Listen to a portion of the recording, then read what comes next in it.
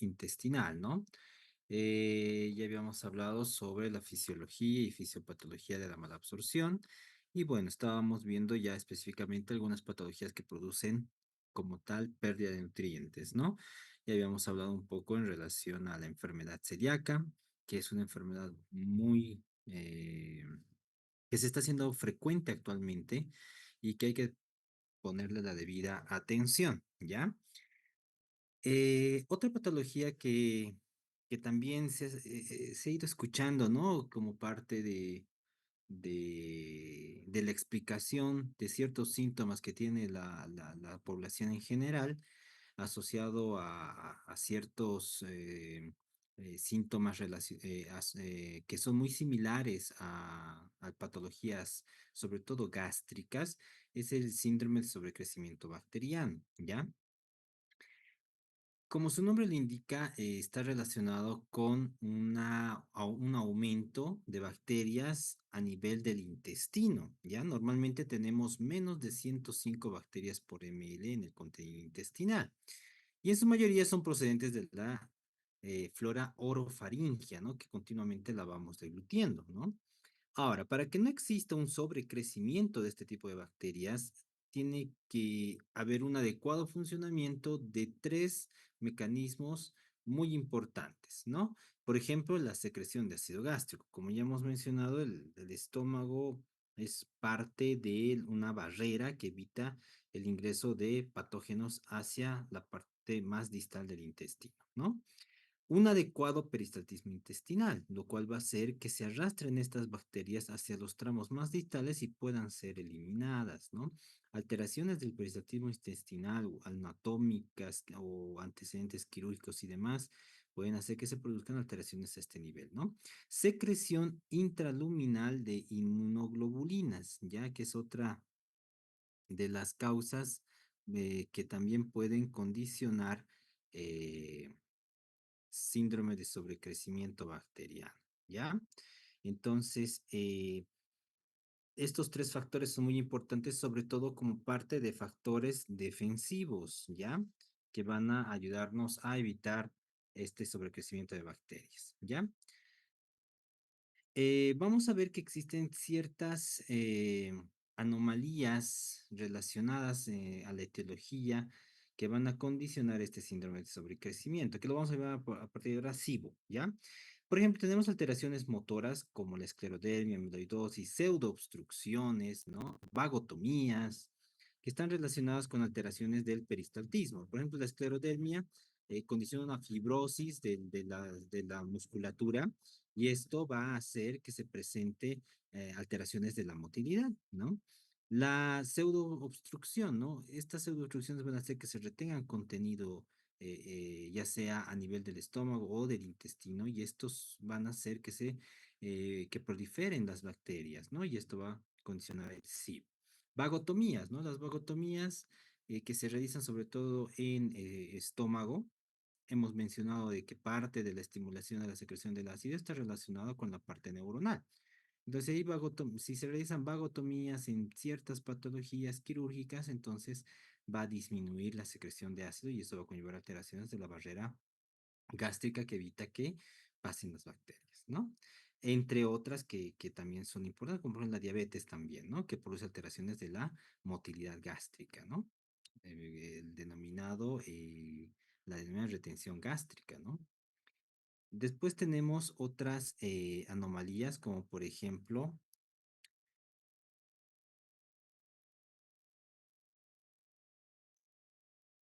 asociadas, por ejemplo, a las anomalías estructurales, ¿no? Ya ahí ya vamos a ver alteraciones, por ejemplo, anatómicas como los divertículos, ¿no? Que ya hemos mencionado que son formaciones saculares, pero en este caso serían divertículos relacionados, por ejemplo, con esófago, o el divertículo de Senker, por ejemplo, o de intestino, que ya pues, estaría más relacionado con datos de suboclusión, como es el divertículo de Meckel, ¿no? Que es más frecuente en niños, estenosis, que condicionarían suboclusiones como la enfermedad de Crohn. Ya hemos visto cómo la enfermedad de Crohn produce estenosis a nivel de el intestino delgado. ¿no? Enfermedades vasculares, adherencias causantes de obstrucciones parciales, ¿no? Aquellos pacientes que tienen cirugías múltiples que forman bridas, adherencias y que pueden condicionar también suboclusiones y sobrecrecimiento bacteriano, ¿no? Síndrome de asa aferente en algunas cirugías que alteran la anatomía del estómago, como las Virro 2 y las cirugías bariátricas, anastomosis quirúrgicas, fístulas, ¿no? Que son patologías, anomalías estructurales que van a condicionar sobrecrecimiento bacteriano. Ahora, la hipo o acloridria como tal también va a condicionar SIBO. Ya hemos visto que todo lo relacionado con la secreción de ácido va a condicionar sobrecrecimiento, ¿no? Alteraciones de esta barrera de protección que es el ácido en el estómago, ¿no? Las pancreatitis, otras situaciones como las pancreatitis crónicas, síndrome de inmunodeficiencia, cirrosis hepática, ¿no? Que son pacientes ya un poquito más relacionados con inmunodepresión, ¿ya? Para la fisiopatología tenemos que tomar en cuenta que existen diversos factores y mecanismos por los cuales se va a producir mala absorción de grasas y de carbohidratos, sobre todo en los pacientes con SIBO, ¿ya? Igual, tenemos que tomar en cuenta que hay un desequilibrio, ¿no? Entre la flora habitual, que son los lactobacilos, enterococos gram positivos y anaerobios facultativos, con estos otros tipos de bacterias que están presentes, que ya son patógenas, como la flora tipo coliformes, anaerobios, bacteroides y Clostridium, ¿ya? Estas bacterias lo que van a hacer es que van a aumentar la producción de ciertos componentes como la colilamidasa, las cuales son responsables de desconjugar las sales biliares, ¿no? Que son más fácilmente absorbidas por difusión pasiva en el yeyuno proximal, lo que dificulta la generación de mícelas, que hemos visto que forma parte de la absorción de las grasas, dando lugar a mala absorción. Aumento de proteasas que reduce enzimas de la superficie vellositaria, ¿no? Estas proteasas producen alteraciones a nivel de estas enzimas, como las disacaridasas, ocasionando mala absorción de hidratos de carbono, ¿no? Entonces, vean cómo estos componentes producidos por estas bacterias van a tener su asociación en la mala absorción de grasas y carbohidratos, ¿no? También se ha observado que estas bacterias pueden condicionar acortamiento de vellosidades, hiperplasia de criptas e inflamación de la lámina propia debido a productos tóxicos que van a producir estas bacterias, ¿no? Y estas lesiones, además de producir esta alteración de por la producción de ciertos componentes, asociado a la lesión que va a producir estas toxinas, se va a producir mala absorción, pérdidas hemáticas y sobre todo también de proteínas, ¿no? El cuadro clínico del SIBO está relacionado con varios síntomas que son también algo inespecíficos, ¿no? Por ejemplo, si hablamos de la parte gastrointestinal, vamos a ver náuseas, pueden haber vómitos, puede haber flatulencias, distensión abdominal, puede haber meteorismo intestinal, ¿no? Pérdida de peso, puede asociarse a diarrea, ¿no? Y ya lo que lo relacionan un poco más a otros síntomas también que se presentan es esto del cansancio, trastornos del sueño, ansiedad, ¿no? Que es ahí donde viene, ¿no? Ah, debo tener SIBO, ¿no? Porque tengo cansancio, debilidad, aparte tengo un poco de malestar, ¿no? Entonces, todos estos síntomas asociados a los gastrointestinales son los que hacen muchas veces pensar a muchas personas que tienen SIBO, ¿no? Pero en realidad puede estar relacionado a otras causas también, ¿no? Porque si se han dado cuenta, los síntomas también son muy similares a los de una enfermedad uropéptica, una gastritis o incluso una enfermedad celíaca, ¿no? Entonces, hay que tomar en cuenta otras patologías antes de poder pensar en SIBO, ¿no? También puede estar relacionada con la presencia de anemia megaloblástica, falta de vitaminas, pérdida de hierro, ¿no? Flora normal que fermenta azúcar, eso es alteración a nivel de esta flora normal, que va a estar relacionada también con esta distensión, dolor abdominal, diarrea y demás, ¿no? Para el diagnóstico tenemos dos tipos de pruebas que se pueden realizar. Una que es la prueba de cultivo y aspirado duodenal, ¿ya?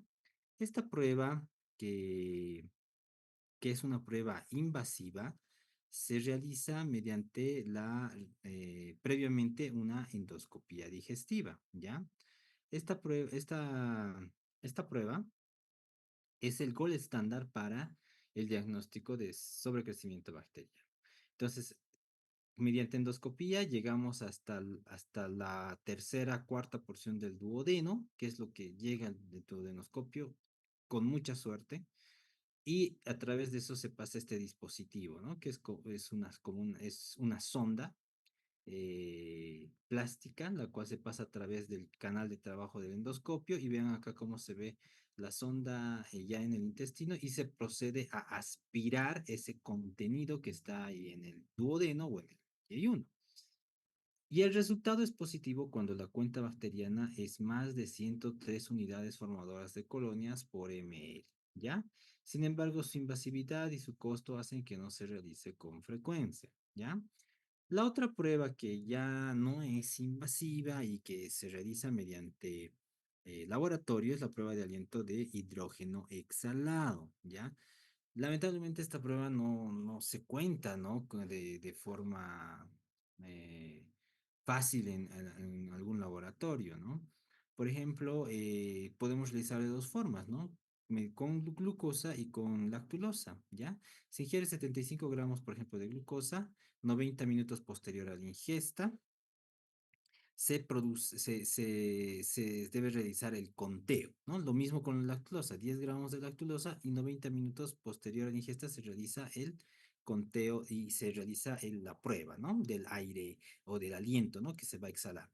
Entonces, si hay más de 20 partes por millón de hidrógeno exhalado, hablamos de sobrecrecimiento bacteriano, ¿ya? ¿Cómo se explica esta prueba? No existe una fermentación de carbohidratos por los microbios, ¿no? Lo que hace que se eleven y se produzca mayor cantidad de hidrógeno.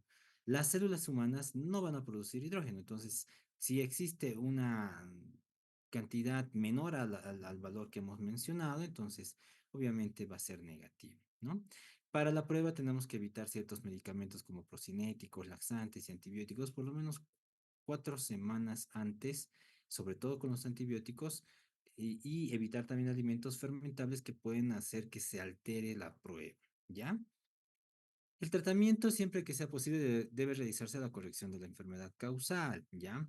Por ejemplo, si es un paciente que tiene un divertículo, bueno, trataremos el divertículo, ¿no? Ya mediante cirugía o mediante endoscopía.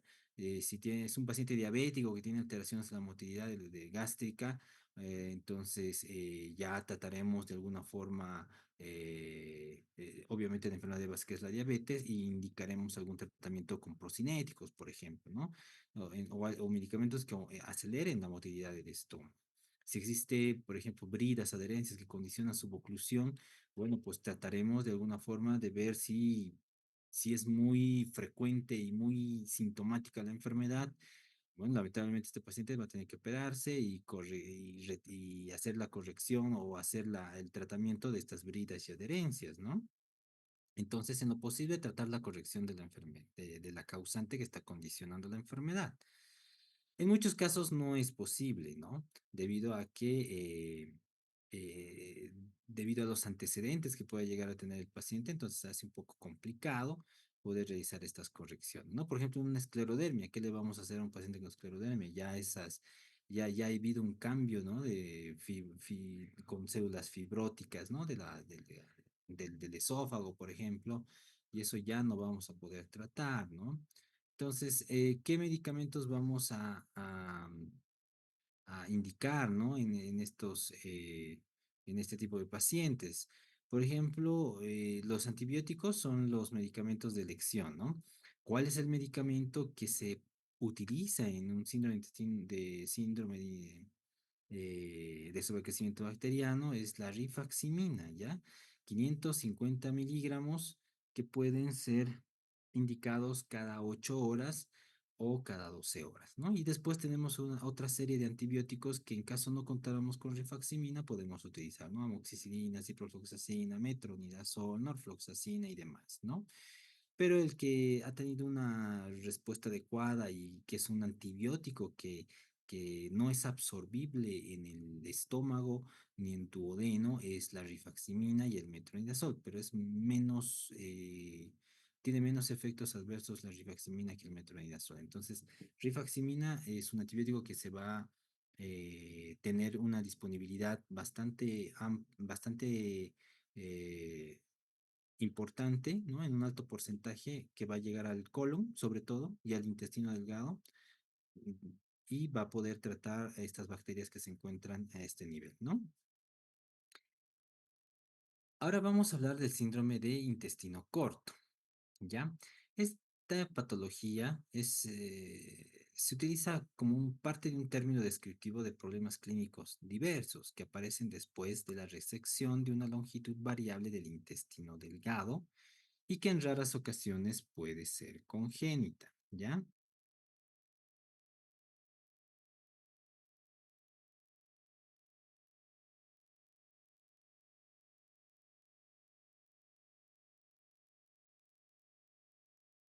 Y esta está relacionada con, por ejemplo, alteraciones a nivel de las microvellosidades, como la enfermedad de inclusión de microvellosidades, ¿no? Se define como síndrome de intestino corto a la longitud de menos de 200 centímetros de intestino delgado.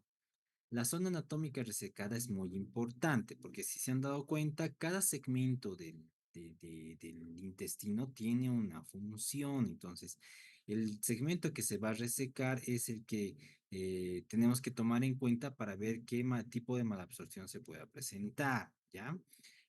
Hay que también tomar en cuenta si hay una preservación o no de la válvula ileocecal, porque la válvula ileocecal evita, por ejemplo, de que exista un paso de bacterias colónicas hacia el intestino delgado. Entonces, es muy importante porque también eso va a darnos una asociación con sobrecrecimiento bacteriano, ¿no? Dentro de la etiología, vamos a ver que puede presentarse de dos formas, ¿no? Como una pérdida anatómica que está relacionada a la resección de algún segmento del colon debido a alguna enfermedad. Por ejemplo, la isquemia mesentérica, ¿no? Si existe un trombo que ha obstruido la arteria mesentérica, obviamente va a condicionar necrosis e isquemia de un segmento amplio del intestino. Y si es factible hacer la resección de estos segmentos de intestino y el paciente logra sobrevivir, entonces va a tener una longitud de intestino mucho menor, ¿no? Entonces es una causante. Resecciones repetidas por enfermedad de Crohn. Han visto que la enfermedad de Crohn se puede complicar y donde se presentan las lesiones son en cualquier segmento del intestino y esto puede condicionar a obstrucciones y necesidad de operaciones o complicaciones como perforaciones y necesidad de resecciones, entonces disminuye la longitud del intestino, ¿no? Cáncer, ¿no? El cáncer también puede ser una causante de eh, resección de segmentos de intestino y por ende disminución de su longitud. Hay otras patologías como síndrome obstructivo por adherencias, que también a veces condiciona áreas de isquemia y necesidad de resecciones intestinales. El trauma abdominal, que siempre y cuando sea en varios segmentos, por ejemplo, por armas punzocortantes, por ejemplo, entonces son necesarias resecciones también de segmentos del intestino. La enteritis actínica, ¿no? La está relacionada a radiación, entonces estas también pueden lesionar este tipo de tratamientos el intestino y necesitar resecciones amplias, ¿no? Las cirugías bariátricas, ¿no? Hemos visto que existe mucha relación, sobre todo en resección de segmentos de intestino, ¿no? Alguna pérdida funcional ya va a estar relacionada con alteraciones a nivel de la mucosa y de las células del epitelio del intestino. La enfermedad de Crohn han visto produce lesiones de la mucosa y a veces puede comprometer el espesor de la pared. Las enteritis actínicas, ¿no? Que también van a producir pérdida de células intestinales, el SPRU, que también está relacionado con el daño de células epiteliales, las pseudoobstrucciones intestinales crónicas, ¿no? Que están relacionadas sobre todo a la parte funcional, ¿ya? Las manifestaciones de la resección intestinal y el síndrome de intestino corto son resultado de varios factores, ¿no? Por ejemplo, disminución del área de la superficie y alteraciones en las vellosidades, lo cual disminuye la superficie de absorción.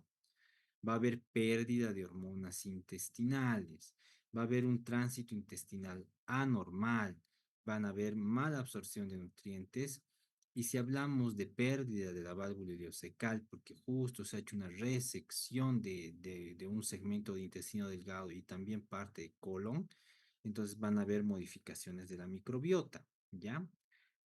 El intestino delgado tiene alrededor de unos 850 centímetros de longitud, ¿no? Dividido en diferentes segmentos, como el duodeno, yeyuno y el ilio, ¿no? Que tienen diferentes longitudes, ¿ya? Si existe en porcentaje, si hablamos, hasta un 75% o existe menos de 200 centímetros de intestino delgado, ya hablamos de síndrome de intestino corto, ¿ya? La clínica va a estar en relación a las causantes, ¿no? Y al segmento comprometido, ¿ya? Por ejemplo, ahí menciona trauma, Crohn, enteritis, y va a depender del segmento, ¿no? Si hay una pérdida de ilion, o bueno, obviamente va a haber malabsorción de grasa, seguramente, ¿no? Y también parte de carbohidratos. Ahora, si hablamos de pérdida de un segmento importante de colon, o se ha reseccionado todo el colon, por ejemplo, entonces vamos a tener pérdidas sobre todo de líquidos, ¿no? Entonces, hay que determinar sobre todo el segmento por el cual se vaya a reseccionar, ¿ya?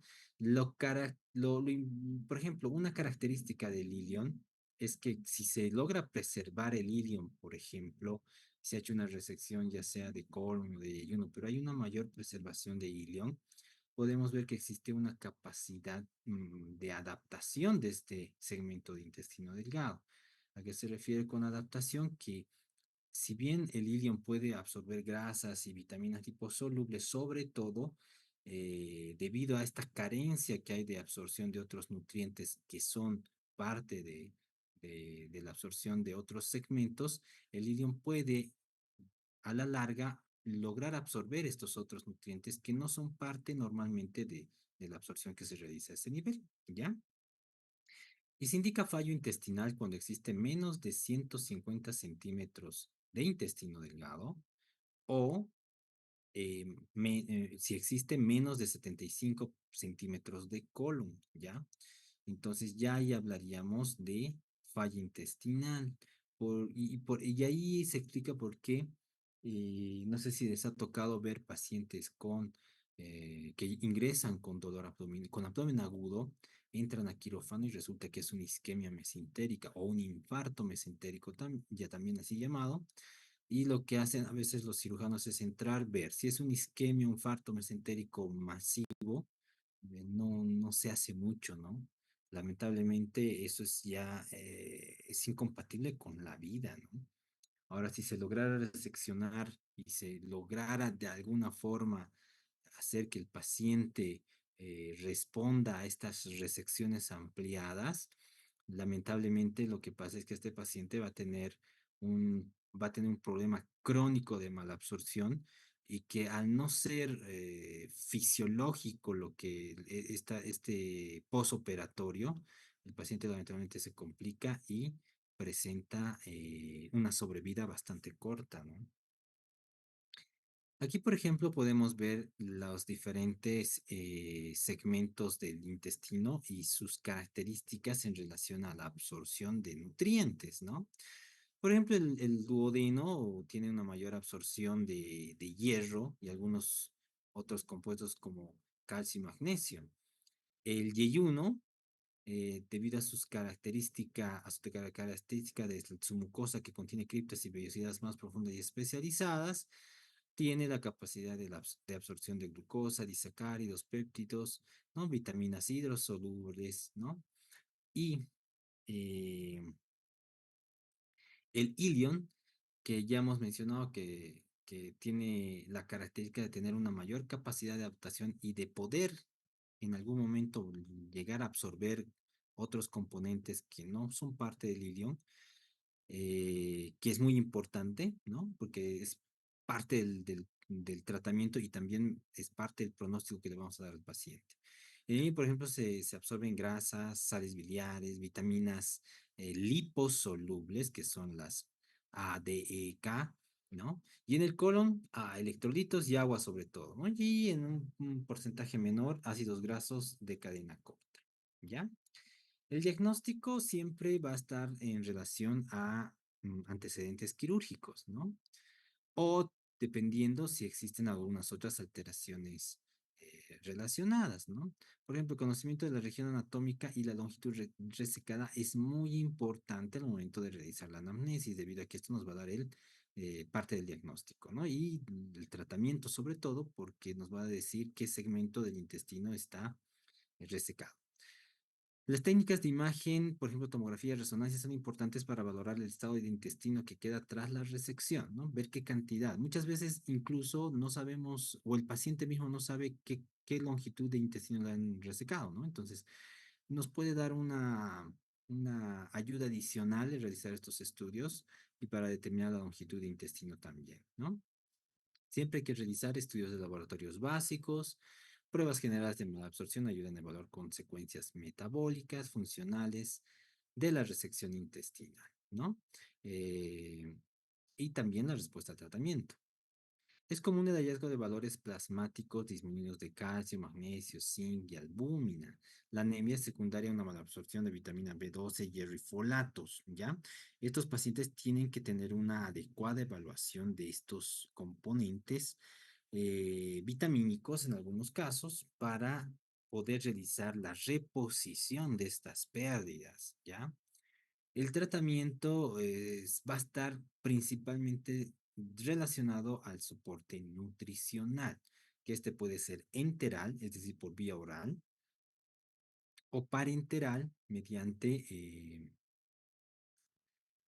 preparados de compuestos nutricionales que se administran por vía endovenosa, ¿ya?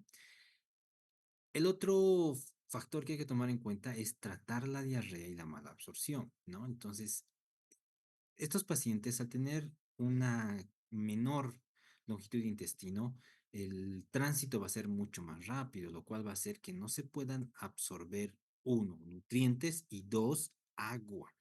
Entonces, estos pacientes van a empezar a hacer diarrea, ¿no? Y son los que hacen diarreas crónicas. En este tipo de pacientes, los antidiarreicos como la loperamida, el difenoxilato, y la codeína pueden reducir el tránsito intestinal y mejorar la diarrea, ¿ya? Pero, por ejemplo, codeína y difenoxilato son muy difíciles de conseguir, ¿no? Y todo tenemos la loperamida como parte del manejo, pero algunos pacientes no responden.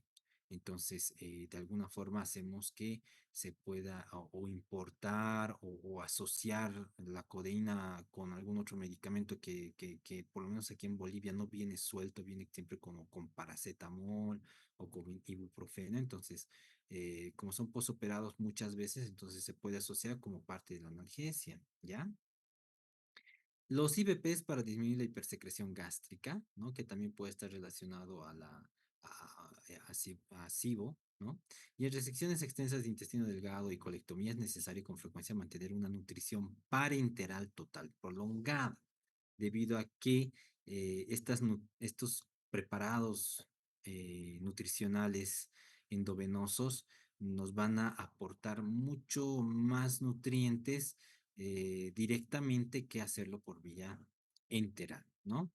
Y lamentablemente el hacerlos de forma prolongada conlleva muchas veces una falta de seguimiento a estos preparados, ¿no? Debido a que el costo es alto y estos tienen que prepararse de forma lo más estéril posible y el conllevar al paciente que esté con una vía periférica o incluso a veces con vía central hace que sea difícil su manejo, ¿no? Incluso se asocia a procesos infecciosos, ya sea periféricos o de las vías centrales, ¿no? Otra forma de tratamiento es la adaptación del intestino remanente. La ingesta de nutrientes por vía oral es una forma de estimular a este intestino remanente a que pueda adaptarse a esta pérdida de otros segmentos y pueda absorber de forma similar al otro segmento que se ha resecado, ¿no? Se pueden utilizar dietas de nutrición enteral específicas. Igual estas dietas de nutrición para este tipo de pacientes son muy difíciles de conseguir, ¿no? Muchos nutricionistas no conocen este tipo de alimentos eh, enterales y esto hace difícil el manejo, ¿no? De este tipo de pacientes. Otra forma de manejo es el trasplante intestinal, ¿no? Que se considera actualmente factible para enfermos dependientes, sobre todo de nutrición parenteral, ¿no? Que ya hemos visto que puede conllevar falta de adhesión debido al costo o puede condicionar procesos infecciosos, ¿no? Y en los que está, no se puede continuar, ¿no? Entonces, ¿qué se hace? Para un trasplante intestinal es todo un proceso, ¿no? Similar a un trasplante de otro órgano. Pero esto hay que añadir el tipo de, incluso microbiota, ¿no?